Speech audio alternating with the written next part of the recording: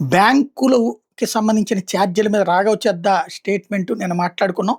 దాని మీదన ఇక్కడ జాతీయవాదులు కొంతమంది దానికి కౌంటర్ చెప్తున్నటువంటిది ఒకసారి విందాం. దాని తర్వాత దాని మీద రియాక్షన్ చూద్దాం. మినిమం బ్యాలెన్స్ ఉండకపోతే ఛార్జీ అన్ని ఖాతాలకు లేదు, జన్ధన్ ఖాతాలకు అసలు లేదు. వేరే ఏటీఎం వాడితే 5 లావాదేవీల వరకు ఫ్రీ, ఆ తర్వాత ఛార్జీ. ఎస్ఎంఎస్ సర్వీసులు కూడా ఎటువంటి ఛార్జీలు లేవు.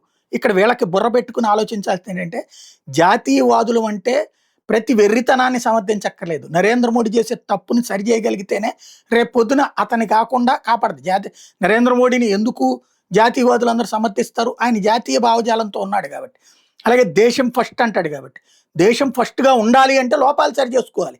మనం కూడా గుడ్డిగా గతంలో 700 సంవత్సరాల పాటు ఈ దేశాన్ని పరిపాలించిన వాళ్ళు, 200 సంవత్సరాల పాటు ఈ దేశాన్ని పరిపాలించిన దరిద్రులు ఏదైతే చేశారో అదే తప్పులు మనం చేయాల్సిన అవసరం లేదు. ఇప్పుడు జన్ధన్ ఖాతాలకి మినిమం బ్యాలెన్స్ అవసరం లేదు. అదే సందర్భంలో మనం ఏటీఎంలో ఈ టాటాలు ఇట్లాంటి చిన్న చిన్న ఏటీఎంస్ ఉన్నాయి, వాటిట్లో అవే పేదల ఏరియాల్లో ఉంటున్నాయి. అవి 2000, 3000 మించి తీసుకోవడానికి వీల్లేదు.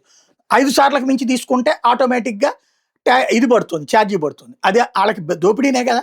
అదే సందర్భంలో మధ్యతరగతిని ఎందుకు దోచుకోవాలి? ఇప్పుడు అదే ఉంటే వీళ్ళు ఏమంటారంటే బ్యాంక్ నిర్వహణకు ఖర్చు అవుతుంది. మరి అప్పులు చేసి మనం ఇచ్చిన డబ్బులతో మనకే అప్పులు ఎంతకి ఇస్తుంది?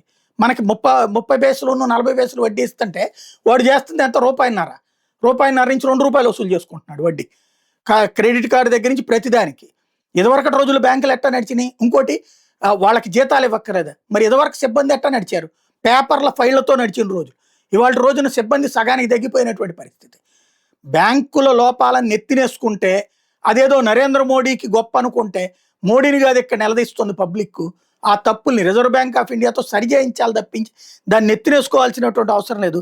ఖాతా స్టేట్మెంట్కి బ్యాంక్ వాడే మెయిల్ ఐడికి పంపిస్తారు, దానికి కూడా ఛార్జీలు ఉన్నట్టుగా ఎక్కడా కనబడలేదు.